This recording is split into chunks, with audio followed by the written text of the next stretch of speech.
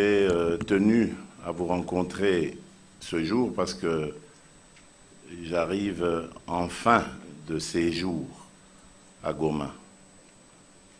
Et donc, il est, à mon sens, tout à fait normal de rencontrer les faiseurs d'opinion que vous êtes afin de toucher cette opinion au sujet de ma venue ici. Laquelle venue, comme vous le savez, était prévue pour normalement il y a 2 semaines, mais a été annulée.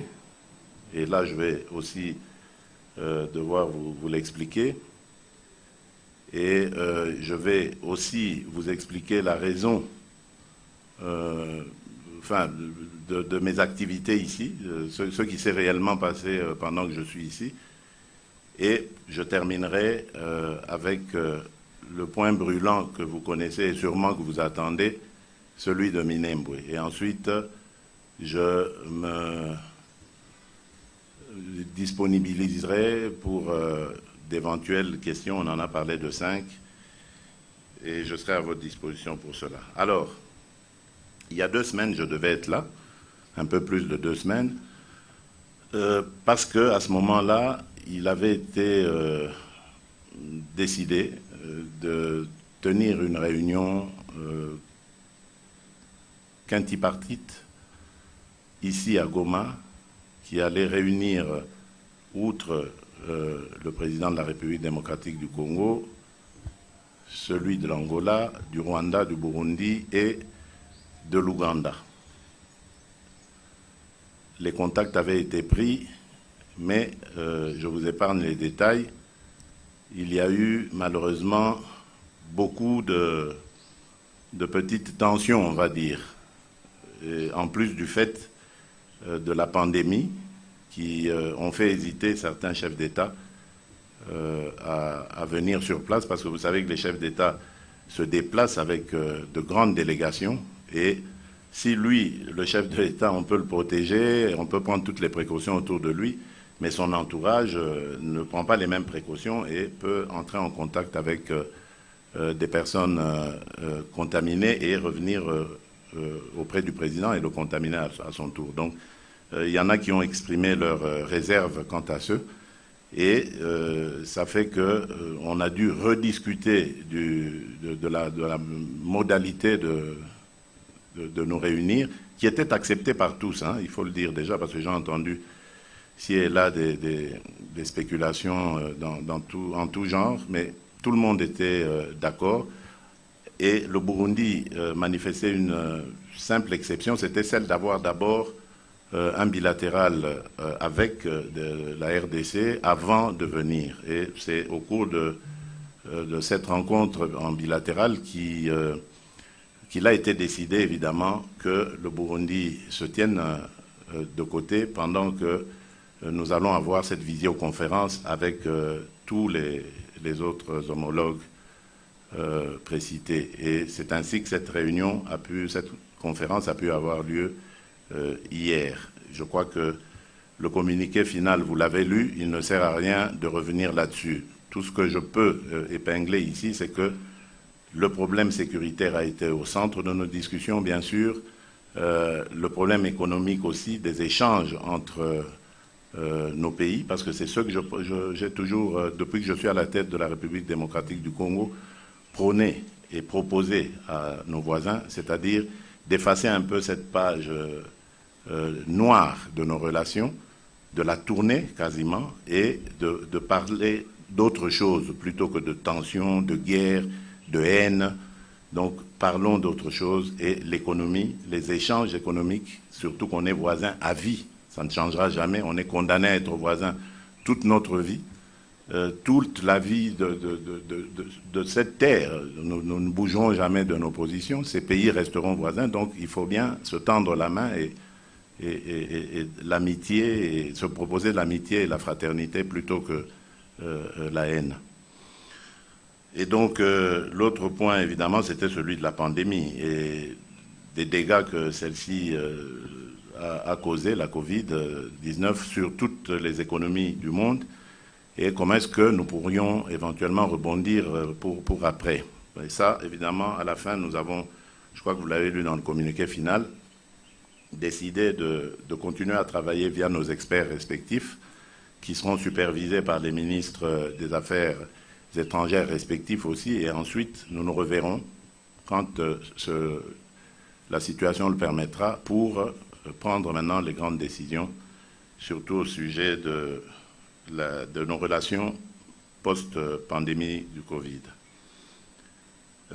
Et donc, avant-hier, j'avais également participé, le Congo, notre pays étant membre du bureau de l'Union africaine, à une réunion également concernant la même pandémie du coronavirus.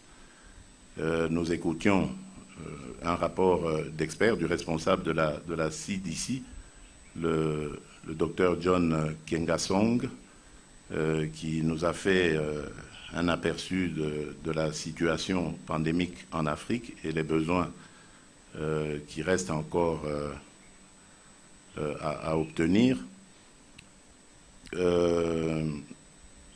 Et on a aussi parlé de la réunion prochaine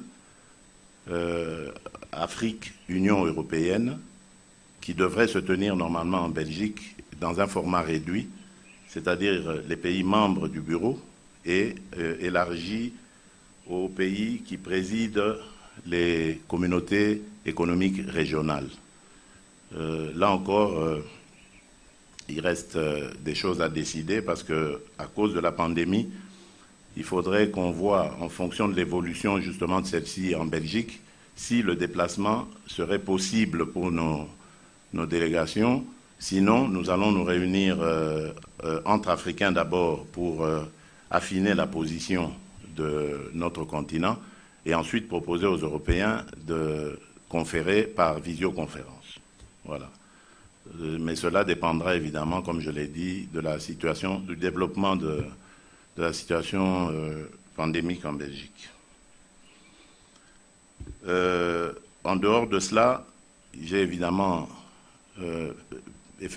eu beaucoup d'entretiens avec des responsables de la société civile, toutes les forces vives effectivement de Goma et des environs. J'ai reçu les élus, tant nationaux que provinciaux, et ici je dois préciser que hier j'ai même reçu une délégation d'élus du Sud Kivu, de Bukavu, qui venait aussi à ma rencontre et avec qui nous avons très bien discuté. J'ai évidemment rencontré 3 gouverneurs, celui du Nord Kivu bien entendu, celui du Sud Kivu et également celui du Maniema.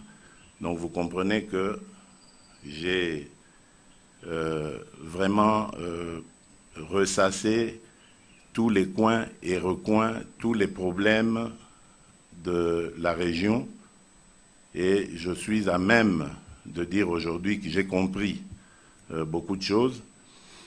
C'est ce qui d'ailleurs a conduit à la décision que je vais vous annoncer maintenant, c'est celle de revenir ici dans quelques semaines pour y résider pendant un bon bout de temps.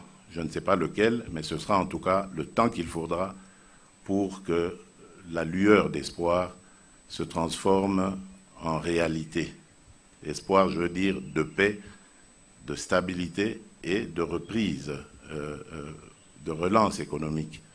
Parce qu'il y a quelque chose vraiment que j'ai en admiration ici, malgré les souffrances, malgré les difficultés quotidiennes de ce peuple, de nos compatriotes d'ici, mais ils luttent de manière admirable pour vivre et ils réussissent à faire quand même reluire cette ville de Goma. Donc imaginez-vous un peu un contexte de paix totale, un contexte où tout le monde va à ses occupations de manière optimale. Comment est-ce que cette partie du pays pourrait être totalement transformée et booster, j'allais dire, l'économie nationale. Donc vraiment, c'est au-delà de cette considération, un devoir de faire de cette crise qui sévit ici, au nord Kivu, au sud Kivu et en Ituri, c'est vraiment plus qu'un devoir d'éradiquer cette crise, de mettre nos populations en sécurité une bonne fois pour toutes. C'est pour ça que je serai là, avec vous, auprès de vous, et je vous recevrai au quotidien, que ce soit vous les journalistes, que ce soit les forces vives, tout le monde, l'armée, surtout l'armée, parce que ce sera l'armée, notre instrument qui nous permettra d'imposer la paix et la sécurité, de protéger tous les territoires de l'étendue nationale. Donc nous serons ensemble engagés dans ce combat pour le retour à la paix. Voilà, je reviendrai donc dans quelques semaines pour cela. Et je peux vous dire que je compterai énormément sur vous parce que j'ai compris beaucoup de choses à la crise qui sévit ici. Donc, il y a en fait plusieurs crises dans le phénomène de l'insécurité à l'Est. Ceux qui ne maîtrisent pas tellement la question cherchent souvent j'allais dire des prétextes ou des raisons ou des origines ailleurs, mais je crois que entre Congolais, entre nous, nous pourrions très bien nous comprendre et résoudre cette crise. Je veux être ce détonateur-là qui va amener cet élan de paix et une paix que je veux durable. Alors, pour terminer, vous connaissez une des crises encore. Je vous ai dit qu'il y a la crise il y a plusieurs crises dans la crise. Mais la crise de Minembwe en est une. Même si c'est au sud Kivu, je sais que ça a des ramifications jusqu'ici ou du moins des conséquences jusqu'ici. Parce que les élus du nord Kivu m'en ont aussi parlé. Donc c'est clair que c'est une situation qui est explosive, on va dire, et en tant que garant de la nation, de la paix et des droits et les libertés des gens, je ne pouvais pas rester indifférent. Cette situation, je vais vous faire juste une petite historique de la question. Donc, c'est arrivé au moment où je me trouvais à l'extérieur, donc je n'avais pas été mis au courant de cela. Et donc, je ne pouvais pas décider non plus de manière à brûle pour point comme ça, en tant que responsable, ce ne serait pas du tout sage. Donc, je savais que j'avais prévu mon déplacement de Goma, et donc je me suis dit, une fois sur place, je prendrai la température réelle. Et aujourd'hui, je peux dire que cette température, je l'ai prise, et la décision que je vais vous annoncer, je la ferai, je la prendrai en âme et conscience et en assumant toutes les responsabilités qui sont les miennes, parce que je crois qu'il est de mon devoir de m'impliquer comme je vous l'ai dit. Et donc, en prenant des renseignements sur cette crise, j'ai compris qu'il s'agissait d'un procès verbal qui avait été notifié à un bourgmestre que l'on installait, je vais dire de manière officielle cette fois, dans ses fonctions, sur un territoire dont les limitations sont contestées et surtout dans un contexte de conflit latent. Et donc, pour moi, le salut du peuple est la loi suprême. Et je ne peux pas laisser un peuple, surtout le mien, un peuple au Congo, en danger. Voilà pourquoi j'ai décidé de purement et simplement annuler ce qui a été fait jusqu'ici. Mais je ne vais pas en rester là. Parce que justement, c'est le fait de n'avoir jamais décidé sur ces problèmes qui se déroulent à l'Est, que cela a toujours engendré des crises. Cette fois-ci, nous allons décider. Mais qu'est-ce que nous allons faire? Je vais très rapidement mettre une commission sur pied. Une commission composée uniquement de scientifiques et de préférence des scientifiques qui ne seront pas originaires de la région. Donc, c'est-à-dire ni du Nord Kivu, ni du Sud Kivu, ni de l'Ituri, rien du tout. C'est des gens qui viendront d'ailleurs et nous sommes capables de le faire. Le Congo est grand et a beaucoup d'autres ethnies et tribus. Et donc cette commission sera composée d'experts scientifiques, des géographes, des juristes, il y en aura des démographes, enfin il y aura plein d'experts qui vont avoir pour mission de retracer toutes ces limites, mais toujours en connexion avec les autochtones, les peuples qui vivent là depuis longtemps. Donc, il faut qu'on aille dans un processus de délimitation des frontières ou des limites de ces territoires, villages, groupements, communes rurales. Ensuite, nous pourrions alors à ce moment-là décider ensemble. Et donc, pendant ce temps, je vais demander aux uns et aux autres, je lance vraiment un appel patriotique aux uns et aux autres, au calme.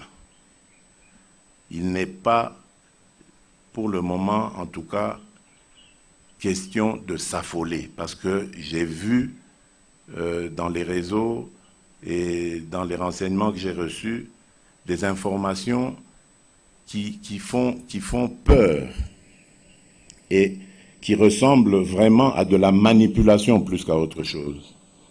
On dirait qu'on veut exacerber les passions. On veut amener les gens à se dresser les uns contre les autres. On a même été jusqu'à insinuer qu'il y a une grande puissance de ce monde qui avait béni cette opération parce que son ambassadeur s'est trouvé sur place.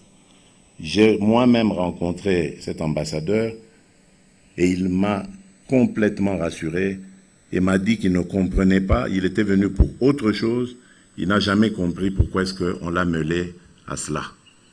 Donc c'est pour vous dire que tout ce qui a circulé, tout ce qui a été dit n'était que spéculation. Les peuples de cette partie du pays ne demandent qu'à vivre en paix. Et nous allons leur offrir cette paix. Je demande donc à tous les faiseurs d'opinion, à toutes les notabilités, de prêcher dans le sens de la paix et de l'union, de l'unité de ces communautés. Il n'est pas question de se débarrasser d'une communauté et d'en laisser d'autres. Il est ici question du vivre ensemble. Et ça, c'était possible à une certaine époque. Je ne vois pas pourquoi aujourd'hui ça ne peut plus l'être. Si ces communautés ont toujours vécu ensemble depuis une vie, eh bien, cela est possible à réaliser encore. Donc, je vais vraiment demander avec insistance, et peut-être je dirais même mise en garde, parce que je n'accepterai plus qu'on jette de l'huile sur le feu dans un dossier aussi épineux que celui-là. Voilà ce que je voulais vous annoncer en substance dans ma communication. Et je vous remercie pour votre attention et me mets à votre disposition pour recevoir vos questions. Merci beaucoup.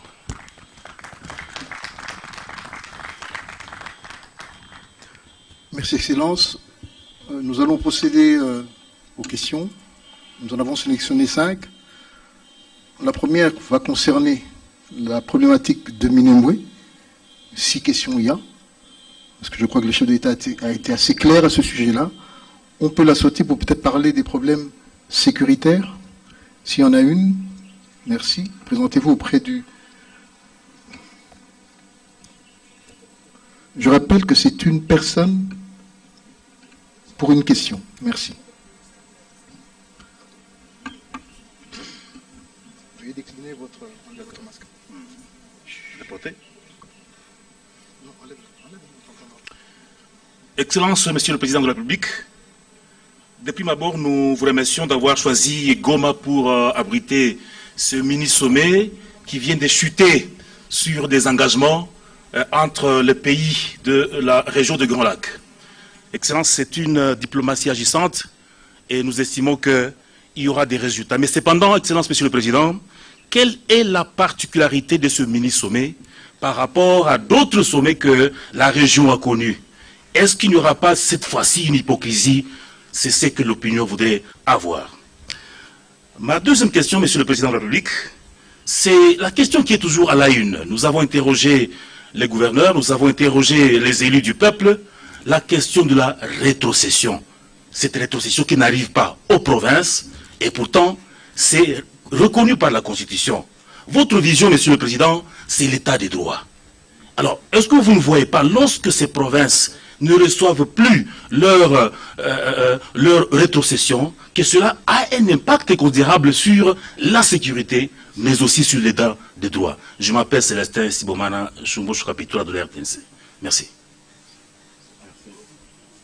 Je réponds d'abord. Excellence, oui. Bien. Vous posez une excellente question parce que si je peux vous révéler un pan de nos discussions, nous nous la sommes posée nous-mêmes, cette question aussi. Quelle est la différence? D'autant plus qu'il y avait...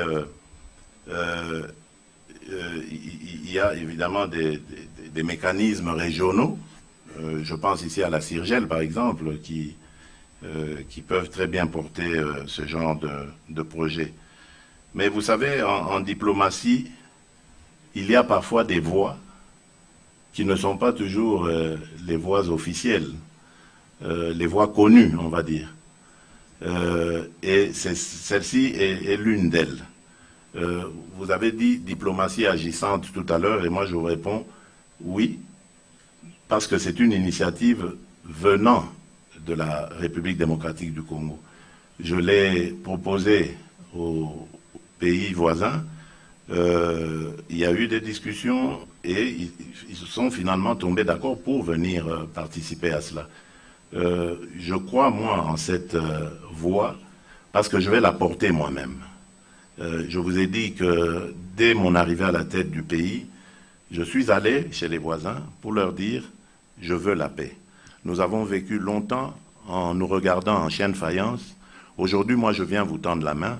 Je dis « oublions le passé », mais à condition qu'on se tourne vers la paix de brave, la paix réelle.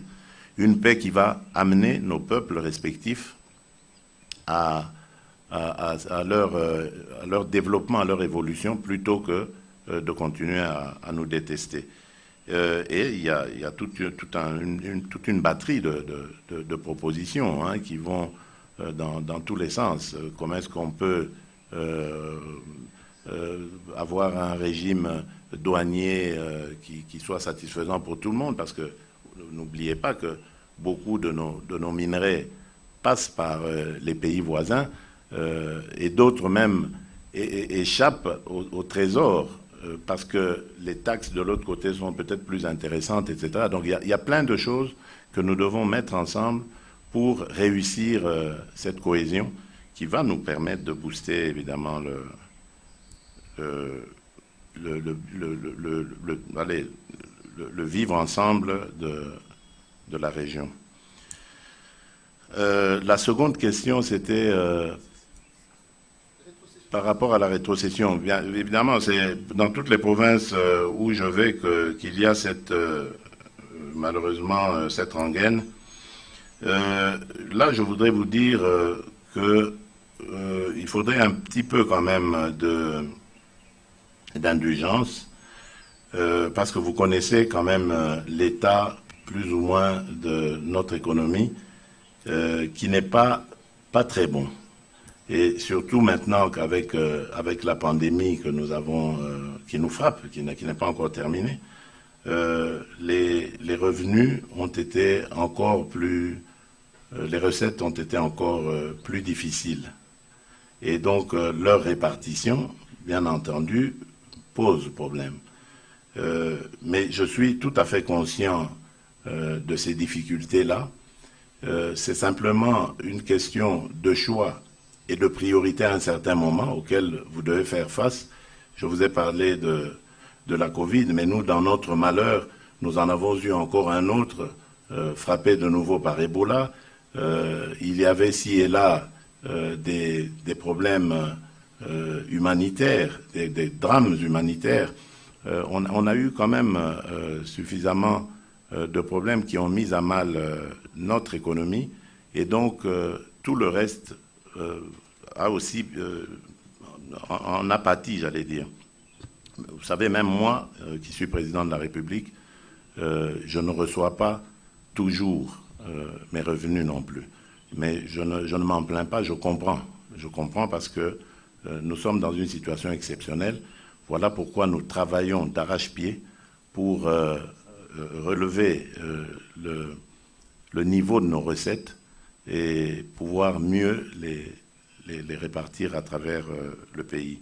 Mais, comme je vous le disais tout à l'heure, je suis très conscient de cette difficulté et on va essayer d'y remédier au fur et à mesure. Mais on a besoin d'un peu de temps.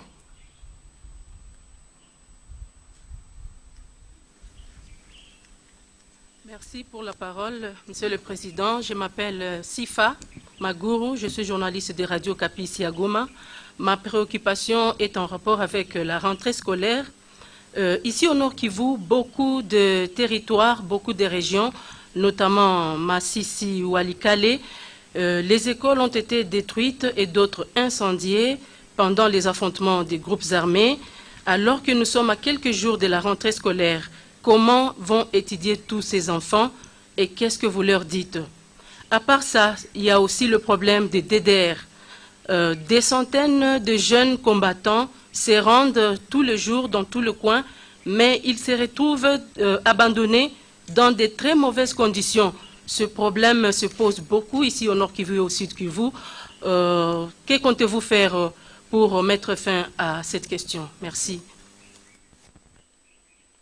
Bien. D'abord, par rapport aux écoles, je voudrais leur exprimer toute ma compassion. Je ne suis pas exactement au courant de l'étendue des dégâts que vous annoncez là, parce que tout simplement, je n'ai pas reçu de rapport succinct à ce sujet. Mais je sais qu'il y a d'énormes difficultés. J'ai moi-même vu le vice-ministre de l'EPST qui est venu il y a peu dans le Massissi pour prendre en compte, et il m'avait fait le rapport à son retour, se rendre compte plutôt de l'étendue de cette situation. Mais comme je vous l'ai dit, nous sommes face à plusieurs problèmes, des problèmes de tout genre. Ce que je peux simplement dire, en plus de la compassion que j'adresse à ces populations, c'est que nous n'allons pas les oublier. C'est vrai que nous n'allons pas, d'un coup de baguette magique, tout réhabiliter en un temps record, mais nous n'allons pas les oublier. Nous allons travailler à remédier à cette situation et nous allons le faire avec les autorités locales. Et cela, c'est aussi une des raisons de pouvoir régler cette situation de rétrocession, parce que avec ses propres moyens, la province pourra faire face à ce genre de choses.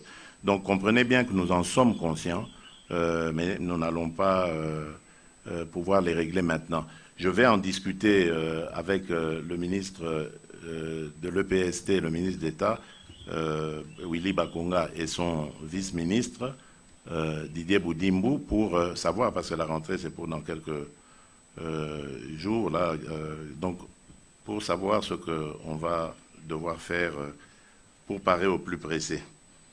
Alors, par rapport au TDR, c'est une très très bonne question. Il y a beaucoup de rendus. Moi-même, je viens de Saké, où j'ai, un tout petit peu avant Saké, je me suis arrêté à une, j'ai oublié le nom, on donne bien un camp, Bambiro, Mubambiro, où j'ai rencontré des rendus. Malheureusement, au départ, ils étaient à 1200, m'a-t-on dit. Aujourd'hui, ils ne sont plus qu'à 400. Donc ça, c'est la preuve que ce système ne marche pas du tout et qu'il faut aller très vite, parer au plus pressé pour ne pas décourager ces compatriotes qui acceptent volontiers d'arrêter leurs activités dans les groupes armés et de revenir dans la vie de tous les jours. C'est pour ça que je vous ai parlé de revenir ici dans quelques semaines, parce que j'ai un programme. Après avoir rencontré les 3 gouverneurs des provinces les plus en crise de notre pays, j'ai cité l'Ituri, les Nord et les Sud Kivu. À Kinshasa, j'ai rencontré les 3 provinces, les 3 gouverneurs de province. Nous avons eu une très longue séance de travail à laquelle j'avais associé la représentante spéciale du secrétaire général des Nations Unies et le représentant pays de la Banque mondiale. Nous avons conclu des choses que je vais moi-même venir mettre en pratique ici et suivre. C'est pour ça que je reviens en fait. Et il s'agit de quoi? J'ai obtenu, en tout cas, parce qu'après cela, j'avais demandé une réunion par visioconférence avec la Banque mondiale, et j'ai obtenu de celle-ci 50 millions, dans un premier temps, 50 millions de dollars, qui vont nous permettre de commencer les premières opérations de DDR. Et donc, nous allons cette fois-ci procéder différemment. Dans les jours qui viennent, je vais nommer un coordonnateur national du DDR qui aura pour tâche de conduire cette politique sous ma supervision d'abord, parce que ce sera une coordination qui sera ramenée au niveau de la présidence, et qui va conduire cette politique avec les autorités locales, tous les représentants locaux ici. C'est pour ça d'ailleurs qu'on va rajouter un petit C après le DDR, c'est-à-dire communautaire, parce qu'on veut travailler avec toutes les autorités locales. Et quand je parle d'autorités locales, je pense même au chef coutumier. Hein. Et le but de cela pour nous, c'est que ce soutien aille jusqu'à la base. Donc, on va commencer par la démobilisation, le désarmement, démobilisation, et puis on prend en charge les individus en question qu'on va réinsérer ici même. Donc il n'est plus question de les déporter de leur milieu naturel, de les amener dans des endroits où ils vont être totalement perdus, mais on va faire un travail sur eux et les réinsérer ici même dans leur milieu naturel, dans leur communauté, mais cette fois-ci avec une activité, pas en les délaissant, parce que c'est à cause de cette oisiveté, ce chômage, qu'ils rebroussent chemin et qu'ils reprennent leurs activités d'avant. Donc cette fois-ci, nous allons développer des activités, et la principale, je ne vous le cache pas, c'est l'agriculture. J'ai décidé que celle-ci va être la priorité d'ailleurs nationale, à cause justement de cette Covid qui nous a fait beaucoup de tort et qui nous a en même temps permis de comprendre le bien qu'il y a de diversifier notre économie, et l'agriculture est un instrument qui nous permettra d'y arriver. Et ce ne sont pas les atouts qui manquent en République démocratique du Congo, et encore moins dans la région ici. Donc nous allons développer l'agriculture. Mon rêve est de refaire de ce coin de la République ce on lui donnait comme nom hier, à l'époque du Zaïre, c'était le grenier de la République. Donc on va y arriver, et je crois que les jeunes gens, pleins de dynamisme et d'énergie qu'ils gaspillent dans les groupes armés, vont nous servir arriver à nos fins. Et j'ai déjà discuté aussi avec le secteur privé et j'ai des engagements fermes de ce côté-là, de banques comme d'entreprises qui vont nous accompagner dans ce programme-là. Donc vous voyez qu'il est très ambitieux, mais comme je crains qu'il ne puisse demeurer lettre morte, je viens moi-même le superviser et me rendre compte de son évolution pour qu'on puisse le reproduire dans d'autres régions si il connaît un succès.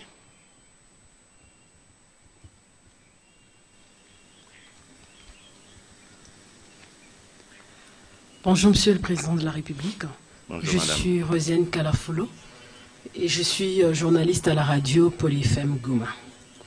Monsieur le Président de la République, nous vivons l'insécurité au jour le jour au Nord Kivu et le gouvernement a souhaité mettre en place 2 secteurs opérationnels. Dans le Nord Kivu, dans la zone nord, on a le secteur opérationnel Nord Kivu Sokola 1 et dans la zone sud, nous avons le secteur opérationnel Nord Kivu Sokola 2. Les opérations sont en cours depuis plusieurs années, mais la situation semble ne pas changer. Certains acteurs de la société civile et des acteurs politiques attribuent cette situation d'une part à la responsabilité de certains officiers qui sont sur le champ d'honneur, qui dans la plupart se sont transformés en commerçants de bois, de cacao dans la zone de Béni. Et il y en a certains qui vendent le paddy. On se pose la question quand est-ce qu'ils ont sémé pour le vendre. Dans la zone de Massissi et dans la zone de Rutshuru, ils sont accusés d'être des mèches avec certains groupes armés. Je me limite par là pour la première question. La deuxième question, lors de votre vision-conférence, vous avez fait allusion à l'accord cadre d'Addis Abeba, que jadis on a appelé l'accord de l'espoir en République démocratique du Congo lors de la guerre de M23. Dans cet accord, la RDC a pris un engagement. Parmi ces engagements, voulais-je dire, parmi ces engagements, il y a la continuation de la réforme de l'armée. On aimerait bien savoir pourquoi cela n'a pas continué. Et la sous-région a pris aussi ses engagements de ne pas s'ingérer dans des questions qui vont déstabiliser les pays voisins. Mais ce n'est pas le cas. J'espère que, comme l'a dit mon prédécesseur pendant la vision-conférence, vous avez été clair là-dessus avec vos homologues. Mais vous aviez parlé dans votre vision-conférence dans les Nations Unies que vous demandez à la MONUSCO de travailler aux côtés des forces armées de la RDC pour éradiquer l'insécurité au Nord Kivu. Dans cet accord, la brigade d'intervention des Nations Unies avait été mise en place pour finir avec les M23. Où est passée cette brigade? Merci. Merci, madame. En fait, vous posez plusieurs questions en une ou deux questions. Merci. Apparemment, à part la réforme de l'armée, votre question touche à l'insécurité en général, je vois. Bien, vous avez totalement raison, madame la journaliste. L'insécurité, je me suis aussi posé cette question et le chef MG, le chef d'état-major général qui est là le sait. Dès mon entrée en fonction, j'ai réuni le Conseil supérieur de la défense et c'était ce point-là que j'ai beaucoup martelé, celui de l'insécurité. Parce que je ne comprenais pas, je cherchais à savoir aussi ce qui se passe dans l'insécurité, dans cette persistance de l'insécurité. Mais je crois que c'est un petit peu hâtif et peut-être voire injuste de seulement stigmatiser certains officiers, pas tous, parce qu'on en a de très vaillants, de stigmatiser certains officiers comme étant la source de la crise ou la raison de la crise. C'est bien beau de citer les acteurs politiques, vous le faites bien parce que justement, parmi eux, il y en a aussi qui tirent des ficelles. Et j'ai eu l'occasion de le leur dire hier, un peu sur le ton d'ailleurs même de la menace, en leur promettant des poursuites immédiates, sans tenir compte de leurs immunités respectives. Parce que tout simplement, nous avons des informations selon lesquelles eux aussi sont en train de tirer des ficelles. Mais dans ces conflits, il y a également des conflits fonciers.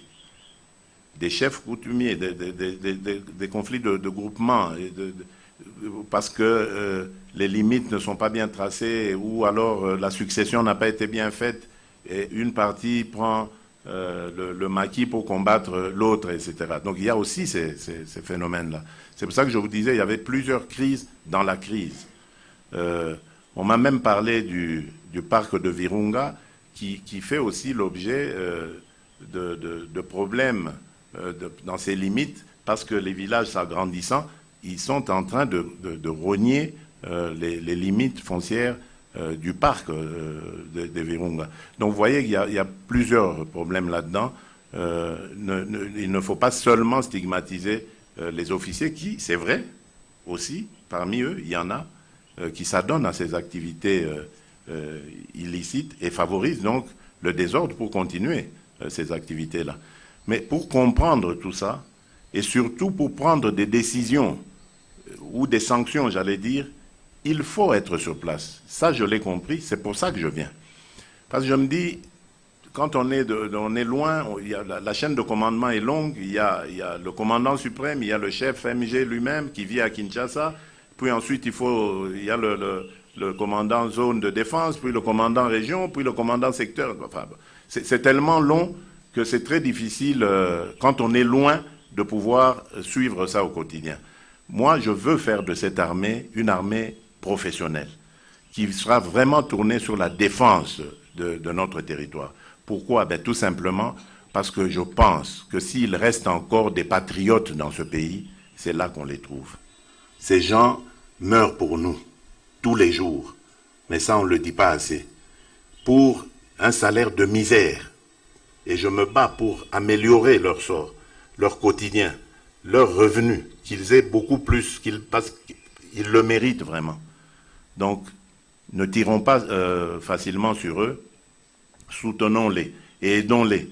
Parce que parfois, ils n'ont pas le choix quand ils font ce genre de choses. Si nous améliorons leurs conditions de vie, je crois que nos militaires, qui sont déjà de valeureux soldats, pourront davantage nous rassurer et nous protéger. C'est ça, c'est ça. C'est pour ça que je ne veux pas trop m'appesantir sur les militaires, mais je préfère regarder plutôt les autres secteurs.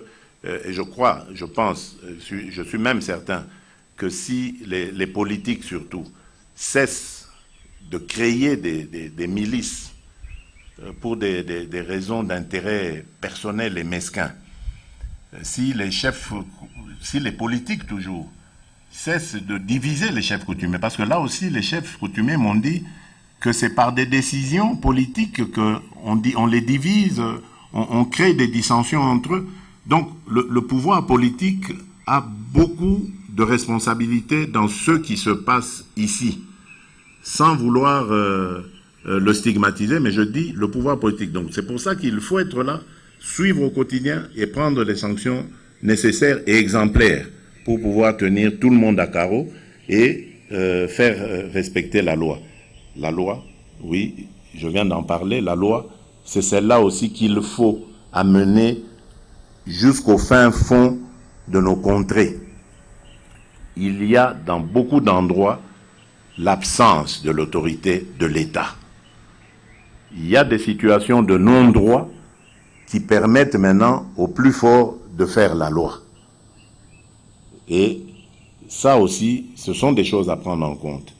Donc voilà, tous ces phénomènes ont amené cette insécurité. Et je ne parle pas aussi de l'influence des pays voisins qui, par moments, ont entretenu, ont encouragé, ont fait ceci et cela. C'est pour ça que, diplomatiquement, j'ai essayé de fermer cette porte pour que nous nous reconcentrons sur nos propres problèmes en interne, que nous levions nos propres divergences et que nous arrivions à des solutions proprement congolaises. Voilà, je pense, ce que je peux dire. Dans la réforme de l'armée, je vous l'ai dit, moi je n'ai pas attendu, je ne sais plus à quoi vous avez fait allusion, là, une résolution des Nations Unies ou du mécanisme de suivi de l'accord d'Addis Abeba. Moi, je suis dans la réforme. Vous avez suivi ces mises en place et nous continuons. l'armée, c'est aussi une de mes priorités parce que je sais que par elle, nous allons avoir la stabilité, la sécurité, et cette stabilité et cette sécurité vont améliorer notre économie parce qu'elle sera rendue attrayante et elle intéressera beaucoup d'investisseurs et nous créerons de la richesse qui nous permettra aussi d'avoir les nôtres, nos investisseurs congolais. Moi, je lutte pour ça. Et ces investisseurs congolais qui nous feront énormément de bien. Alors, la FIB, oui, la FIB, c'est un problème. Elle est là, rassurez-vous, madame, elle est là. La FIB est encore là, est encore en République démocratique du Congo, mais je ne vous cache pas qu'elle fait l'objet de beaucoup de débats. Les uns pensent qu'elle n'est pas suffisamment efficace. Les autres, surtout ceux de la SADC, pensent qu'il faut la renforcer. Mais la renforcer que par des États SADC. Donc en ce moment, il y a un débat assez houleux. Les pays SADC ne veulent pas qu'on l'ouvre à d'autres pays, tandis que certains autres pays disent « mais elle n'est pas assez efficace, il faut qu'on la renforce avec la présence d'autres de militaires d'autres pays ». Donc on est dans ce débat. Je suis sûr qu'on trouvera une solution parce que nous ne voulons pas non plus nous mettre à dos nos frères de la SADC qui étaient venus volontairement nous porter main forte pour sortir de ce bourbier. Donc nous n'allons pas leur dire merci, au revoir. Donc, mais il est un fait certain, c'est que l'efficacité attendue, le rendement attendu n'est pas au rendez-vous. Mais c'est une question de discussion, d'arrangement, et on y arrivera, je suis certain. Moi, je suis un fervent partisan du dialogue, de la discussion. Voilà ce que je peux dire en substance. Excellence, avec mes hommages les plus déférents, à moins que vous l'autorisiez pour une question supplémentaire, car nous avions prévu 5 questions, et nous sommes passés à plus de 5 questions, et que vous avez promis à cette presse que vous reviendrez bientôt, oui, et que vous allez tenir régulièrement des points de presse. Je vous donne rendez-vous dans quelques semaines. Soyez patients, gardez vos questions, surtout votre mal en patience. Pardon ? Pardon ? On en parlera. J'ai rien compris. L'appui à la presse. L'appui. Je disais que c'est une question très importante. Ah oui, mais bon, l'appui à la presse... écoutez, il y a à boire et à manger là-dedans. L'appui à quelle presse d'abord? Et puis, est-ce que appuyer une presse, ce n'est pas avoir un pouvoir sur elle? C'est un grand débat. Moi, je serais plutôt partisan pour offrir des possibilités à la presse, comme l'accès au crédit ou des choses comme ça, pour qu'elle s'organise elle-même. Mais si l'État régulateur commence à appuyer, mais la presse va s'adapter au fil des conjonctures, hein, en fonction de ceux qui arrivent au pouvoir. Je ne suis pas très partisan de ce principe, mais je suis pour que la presse soit en pleine possession de ses moyens pour se développer et peut-être pour l'aider en organisant des forums, des séminaires avec d'autres médias du monde entier pour les mettre à niveau. Je suis pour des débats sur le sens même des médias, parce qu'aujourd'hui, n'importe qui se dit de la presse. Il suffit qu'il ait un téléphone portable ou une caméra, et ça y est, il se met à pérorer, à taper sur tout ce qui bouge. On ne tient plus compte de l'éthique ni de la déontologie, ça devient du n'importe quoi. C'est plutôt ça que moi je vais vous aider à faire, au lieu de vous apporter un poisson. Donc je vais vous apprendre à pêcher, je préfère. Merci, voilà, mesdames, messieurs, merci beaucoup, que Dieu vous bénisse. Merci.